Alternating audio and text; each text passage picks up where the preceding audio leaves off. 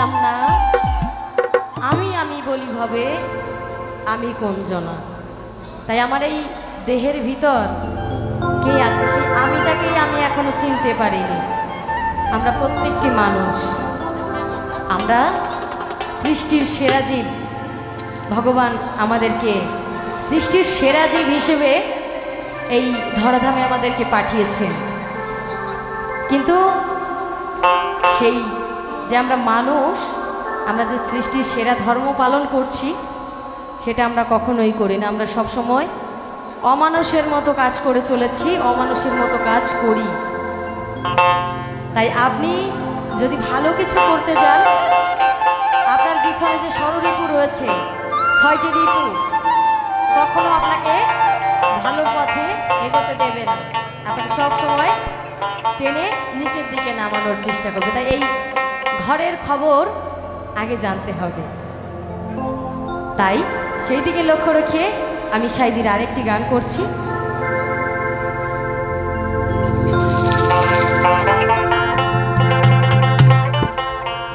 নিচে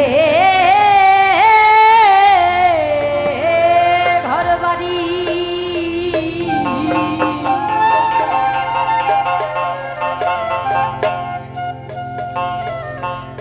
আর নিচে টাকা করি,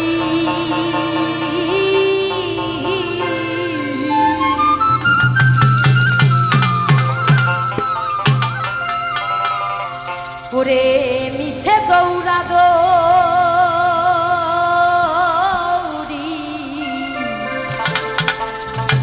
করি কার মায়া,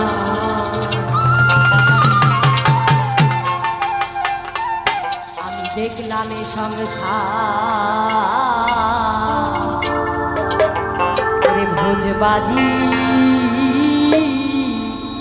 প্রকাশ।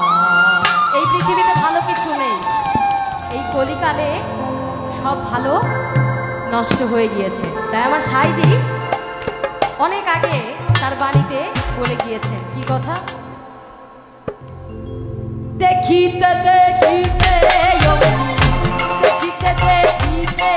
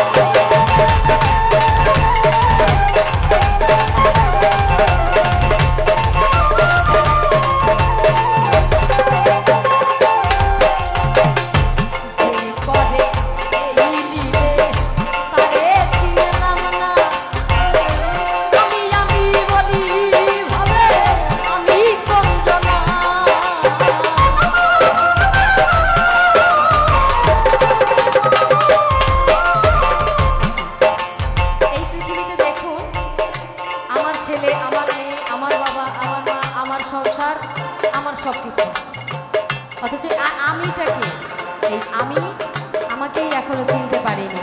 তাহলে এই জগৎ সংসারে সব কিছু আমার, আমি কিভাবে দাবি করি? আমার কিছুই নেই, আমার বলতে এই পৃথিবীতে কিছুই নেই।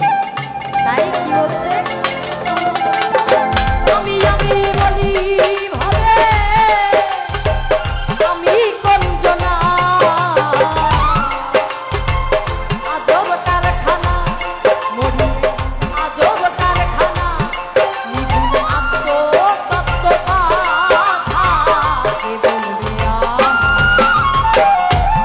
আমি সংসার ভোজবাদী দোকা, দেখলাম সংসার ভোজবাদী দোকা।